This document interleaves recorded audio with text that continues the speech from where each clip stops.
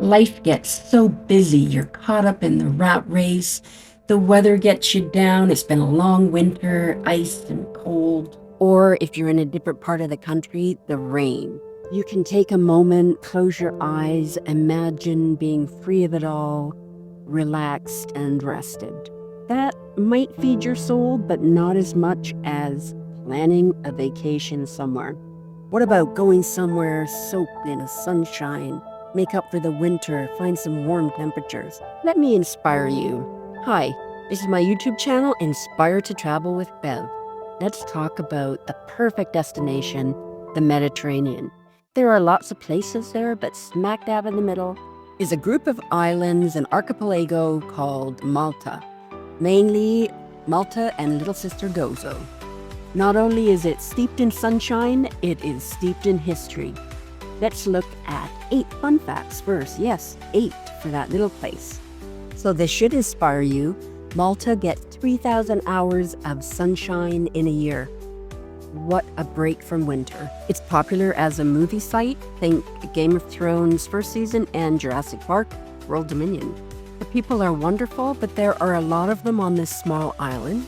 But they do emigrate, and it's said that there are more Maltese in Australia than there are on Malta. They love their cars, and they love classic cars.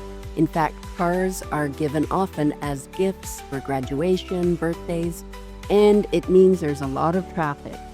It has the second oldest Neolithic temple on Malta, and it's said to have been built by giants. The Knights Hospitaller, or the Knights of St. John's, had a strong influence on this island dating back to the 1500s. Across both islands, there are more than 350 churches, meaning in 1 year you could go to a different church every day. They're very serious about their festivals and feasts, and they become very competitive, and I was lucky enough to be there during one of them. Okay, enough of the fun facts. Let's look at Malta. I stayed in Gozo, and I loved it, and if you want the quiet side, I would suggest Gozo. One side of the island are these sheer limestone cliffs. There are beaches on the other side. There are bays and inlets, which were used by pirates in the old days, and then Navy during the war. But there are also beautiful beaches for that Mediterranean flair. But let's look at the history of Malta. It changed hands a lot. Prehistoric, Roman, Arabs, Norman, Sicily, Hospitaller Knights, French, British, and independent. In 2004, they joined the European Union. Because of their location in the Mediterranean and the fact they have a lot of deep ports, they were important during the war, and there was so much bombing in their capital city, Valetta. It was the most bombed city in all of Europe. In fact, the country of Malta received the civilian St. George's Cross for their valor and courage during the bombing. To understand this backbone of courage and strength, we go back to the times of the knight. In 1530, the islands of Malta were given as a gift to the Knights Hospitaller, or Knights of St. John's. They had a reputation for helping people and became known as the Hospital of the Mediterranean. At that time, this was the house of the Grand Master. Because the islands are made of limestone, they do erode, and underneath are all sorts of caves, and they actually hid there in the war. Under Valetta, there are a lot of them, and the Knights Hospitaller took advantage of that and made it into a refuge, which is now a museum, and you can enter and go see how it was. There were large caves, and they took that and made it into a hospital. They are remembered for this and have gone down in history for their accomplishment.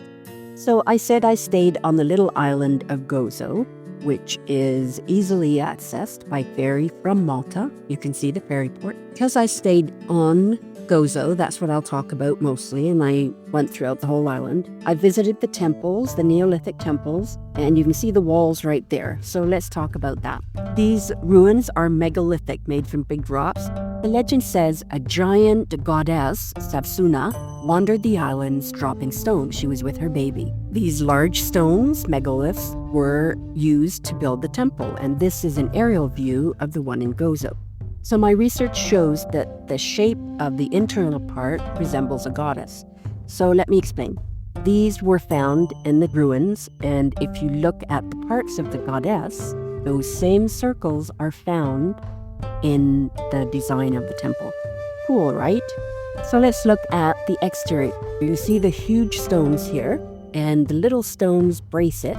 And if you look in between the stones, you can see little stones are balancing it and packing it in. These are believed to be the external walls, and you can now go in, but it's protected a bit more with these ramps and barriers. You can see the huge stones piled, and they space together to support each other. The external has a wall of hardier limestone. The internal is softer, filled with stones in the middle. When you go in, they have found these intact altars, and you can see again the vertical, huge stones. There on the side, you can see the big stone. You can see the back wall with the stones stuck in there. Then you see all these dots or circles in the stones. Some of them represent constellations as decoration. And then you see this circle here that is tooled. And some of those go all the way through the stone, believed to be supports for poles or ropes, it's not sure. Unfortunately, some of the stones have been damaged by graffiti. Then you turn around and you realize there's a city right there. In fact, it's the capital of Gozo, Victoria. Let's go have a look at Victoria. That red dome is the basilica, which is a very interesting church. But what I found almost more interesting is the citadella or citadel, a fortress or stronghold, which is now inside the city of Victoria. It has fortified walls and has been occupied since the Bronze Age. There are several alleyways leading into it, and there is a lot of history in this building. There was a prison there, and this is the stockade in the central courtyard, how they punish people. You can climb up top and get a view of the city. You can see the ramparts and the cannons that are still there, but all around the city has spread out from it. It's very beautiful. Because it's a high spot, you can see almost all of Gozo as well as the other churches.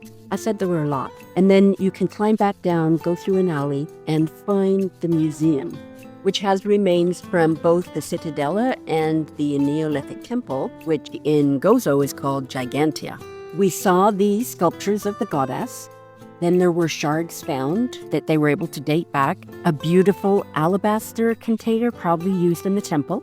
And then more sculptures with the goddess. See the same figure that they show. It looks like Rubenesque and voluptuous bodies were the thing back then. These were some of the other finds. It almost looks like a family portrait. Then you can wander around some more. There are some beautiful little shops and little restaurants there as well. Take advantage of that.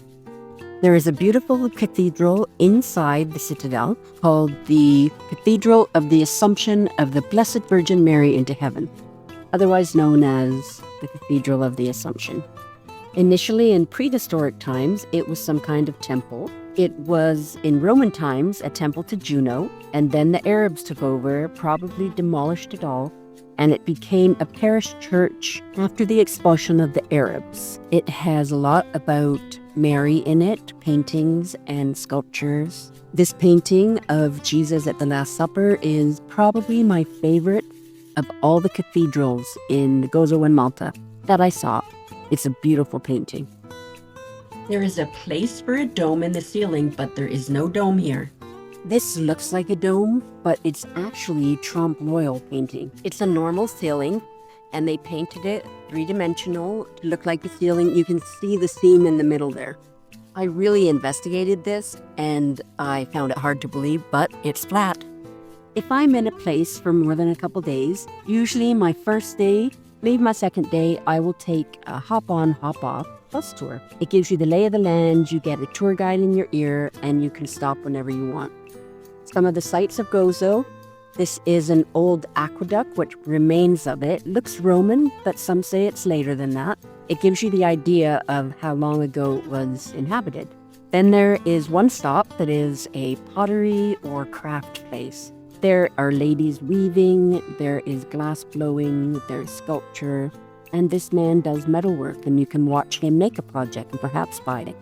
Get on the next hop-on bus, and you can go to any of the little towns nearby. Like most European towns, they all have a central square, usually with a church on it. This has a fountain, and you can go for lunch, go to a little cafe, shopping. One beautiful thing about Malta in general is they use these golden limestone rocks. When the sun hits the buildings at a certain angle, They glow and look otherworldly with the sunshine bouncing off them. They look completely sun-drenched, as they should in the Mediterranean. Another fun thing about Malta is that they have these grocery trucks. They're kind of like our ice cream trucks, where they have a distinctive bell that rings very loudly, but you can go out and do your grocery shopping. Who needs to go to the grocery store anymore? When you're ready, you can hop back on the bus and go to the other side of the island. They have a beautiful beach there, nice for swimming. On the western side, you see these rocky edges, and this is where the Azure window was on the Doria Bay. You can see this little church on the way down, the bus stops there, and then you can walk from there. This is the top of the Azure window from land to the outside, and then the bottom is open to the sea, as you can see here. Unfortunately now, that whole top part has crashed into the sea, and there is nothing left of it. It has always been a scuba site and still is. You can go in from land. They are doing studies to try and figure out why it collapsed. There was a big storm with huge swells at the time, but also earthquakes in and along Africa. And the eroding pedestal could not handle it. Right beside where the Azure window was, there is this cave, and it goes right through. You can see the other side. Go on this boat and he'll take you through, and you can go up the coast a bit and then back. This is great for those pictures of land from the sea. This is looking the other direction from the Azure window, and then you can go back and get on your bus. And to the south are these huge, giant cliffs. I stayed in the Tachens hotel, which I could just walk to the edge where these cliffs are. It was quite nice. Flowers living right on the edge of the cliff. I mean, how did they do it? Along the cliffs, there are also these ancient buildings. They were built with no mortar. The stones are just packed in there. And it looks like perhaps a farm with walls outside to hold the animals. Flowers grow everywhere all around it. Pink flowers that reached high to the sky. All the others were low along the rock. And then there were some other examples of megalithic buildings. This area has these ruts in the stone, and they believe it is petrified cart ruts. It used to be mud, and it was petrified there, and you can still find them today. Now, I mentioned that they love their festivals or feasts. Well, I was there in the springtime, and I hit the carnival, and these are some of the costumes. Let's have a look at them. They were so bright, like flowers and flames. Each group must have done a routine or a dance and then joined the parade, I think. And then here's the red ones with the ram on it. Not sure of the significance. This is like the fruits of springtime. And then after them were the floats, Old Man Winter, and then Clock of Time. I'm not sure what this is, but look at those colors. Just beautiful, vibrant. So well done. I have never seen floats like this. So that's my experience with Gozo. Very walkable, beautiful beaches.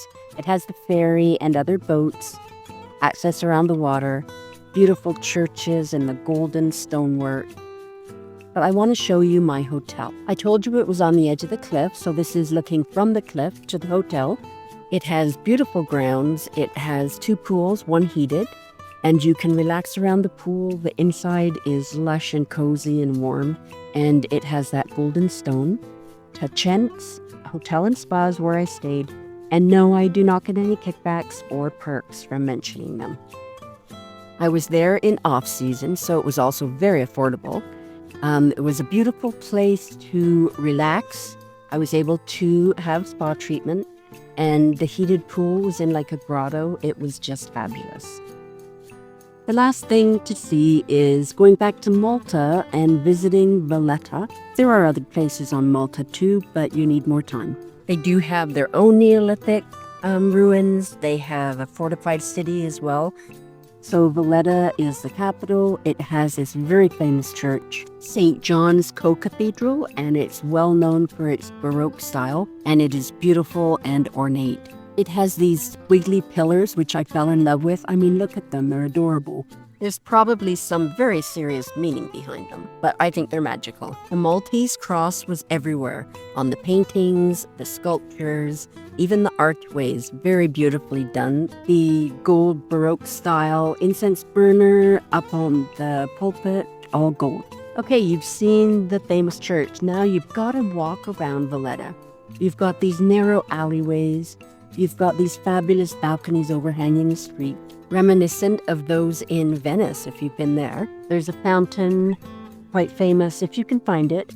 And then this was the Grand Master's palace. It is now the governor's. And this clock is in there. Legend says it came from the island of Rhodes with the knights. The clock faces have months on it and days, which is very unique. And it has been fixed several times and supposedly refurbished by none other than Michelangelo. Okay, back to the streets and you head downhill. Down at the bottom is where you can enter the museum that I showed you of the knights. But otherwise, you can visit the harbor. You can see the strong walls fortification, and you can tell how it could have been protected during wartime. Look for the famous little lighthouse. And that is just a taste of Valetta. There is so much more. There's shopping, and you've got to take time for the cafe scene. Lots of cute little restaurants.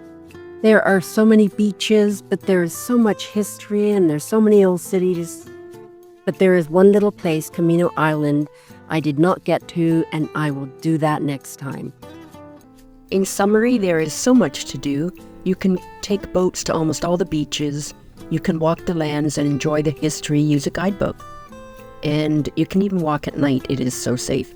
I have some more ideas in the comments below.